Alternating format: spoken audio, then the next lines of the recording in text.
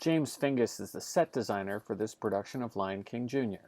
Hi, I'm James McKernan. Welcome back to the Scenery Farm. These are the elephant bones from the Lion King. They're all parged and close to finished. Here's, backing it up, the styrofoam on the wooden frame, and here's the wooden frame, and at the bottom you can see the base. We're going to start by making the base here. Essentially, I have a piece of 1/2-inch plywood here. I'm just getting my track saw out and I'm cutting it to length. And once I've got it cut to length, I'm going to take her over to the table saw and I'll give it a bit of a rip to get it the right width. This 1/2-inch plywood is just some D-grade stuff that I'm not too worried about. There's the rip there just to get it the overall size of it down. I have some fatter pine underneath there so I can support the work, mark it out, put the track saw on it, and I don't have to worry about the bench.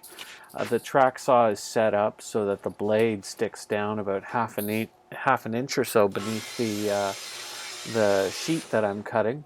I'm just doing a cut part way along, and then I'm going to return from that cut. Essentially, I'm just going to create a C shape. The letter C, a squared off letter C shape, and I'm just using the track saw to stop before I get to the end there. And as I continue to work on there, I think I don't know, what do I do?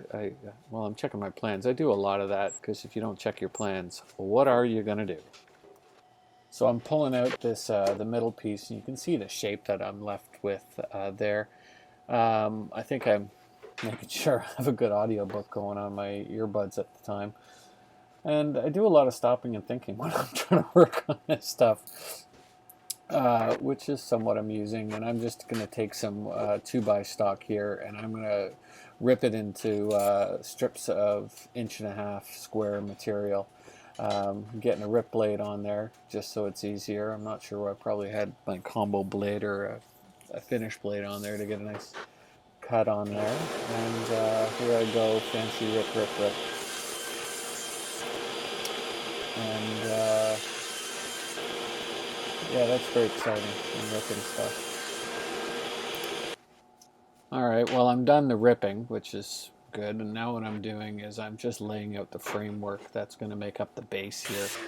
And I'm just laying them on, I'm marking them, and wow, look how clean the bench is at that point. I just recovered, I put the masonite on there and gave it a clear coat. It's beautiful, smooth, easy bench to work on right there. I need to resand mine. Anyway, so I'm just cutting this stuff to length. And it's kind of meatball surgery at this point.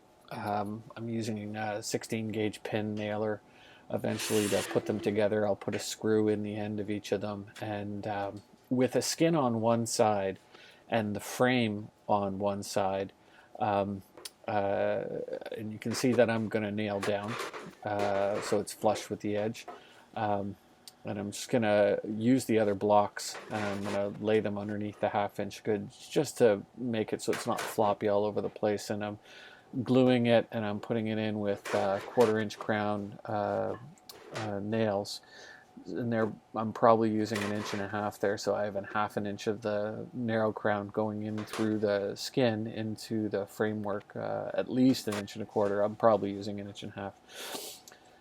And then I continue just putting the frame together, and when I'm done, and I've even connected all the corners, the base of this thing is going to be still fairly flexible, and it's not going to be strong enough to hold up the elephant bones that'll eventually go on top of it. So what I've done here is I've flipped over to my Bosch jigsaw, because I have an angled base on the Bosch jigsaw, and I'm working my way around just to give it some texture to the outside of it, as you might have for chipped stone. And it was getting really warm apparently. And I'm going to work my way around the whole perimeter, and I'm going to cut those angles so that I can have a better texture.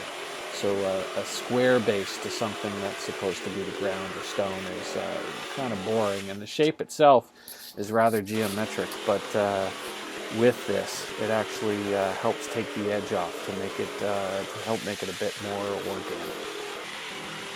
So I'm just about done on that face. I've used some clamps to hold it in. I flip it over and you can see there's no skin on the other side. And I start profiling the other side before I have the skin there. One of the things I noticed was it was a bit of a pain to cut through the plywood and then also through the spruce there. But going right through the spruce, it's a bit more like butter. So I'm just creating that profile, and I'm going to continue working all the way around. Get a piece of wood under there just to hold it up on an angle to make it a little easier to do those cuts. And then once eventually I get those cuts done, I'm going to move on to putting the skin on the face. Get rid of some of the junk that's in the way and move on to gluing. So all I'm doing here is pre-drill countersinking where all the joints happen, hidden in behind where I did all the jigsaw. And I put these in after I jigsaw, so I don't have to worry about jigsawing through number 8 screws, which can do quite a lot of damage to your bits and your jigsaw blades in a hurry. So I'm flipped that together, and as I lift it up, I mean, it's apparent to me that it's kind of floppy. It's flipping around quite a lot. So you glue it all, and essentially like you have a paneled door in a house, how it has a skin on either side and the frame in the center. As long as it's on a flat surface, you lay the skin down on both sides, and I don't have to worry about it getting perfect. And this is just a single tempered 1/8 inch meso. Or is it double tempered? It's double tempered 1/8 inch meso, and I've nailed it just to hold it in place. And then I have a flush trim bit. It's probably a 1/2 inch flush trim bit, and by no means will this line up the meso perfectly because I profiled it, but there's quite a lot of dust I'm creating here. And I've gotten it fairly close, and I'm not sure whether I'm gonna finish the profiling or put a few more nails into it. Oh, I seem to have a little router malfunction there. And so I've gotten it pretty close, and I finally figured out that the dust is bad for my lungs. And I think I know what I did there. I put a chamfer bit on there. I did a flush trim, get it close, and then I put a chamfer bit on there, and the chamfer bit took it down pretty close to the profile. Ran out of staples, filled it up, boom, boom, boom. I had one malfunction there. And then I'm going to, somewhere between sanding it and using an angle grinder, there it is. I've moved on to an angle grinder with a flap wheel, like an auto body kind of flap wheel. And I'm sanding the meso and the spruce in line, so when it does eventually get a finish on there, it'll look fairly sweet. I'm really having quite a lot of fun with that, and I'm pretty sure the rest of it's just going to be much like I'm doing right there. Alright, so I'm done with all the grinding, making those neat, and what I'm figuring out here is there are going to be 4 casters, but I want to mount them on the underside of the 1/2 inch plywood, the 1/2 inch plywood being the top of it. So I figured out how big a hole I'd need for those 3-inch casters.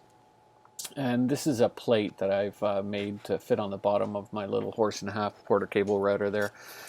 And essentially, by spinning the caster around using a pencil, I figured out the minimum hole I needed. I put a template bit on there, put a screw through the template bit, and then by spinning it around on that screw, it cuts me a hole through that. Oh, it looks like 1/4 inch meso. Through the 1/4 inch meso, I'm just putting it away. And so I have 4 holes at this point in the bottom of the torsion box that I've created. And all I really have to do now is put away my stuff and clean her out, get rid of some dust, and give her a wee sand. And then once I'm there, I'm going to move on to mounting the casters in the bottom of this torsion box. And that's just a disc that had been floating around. So essentially what I figure out is I don't want to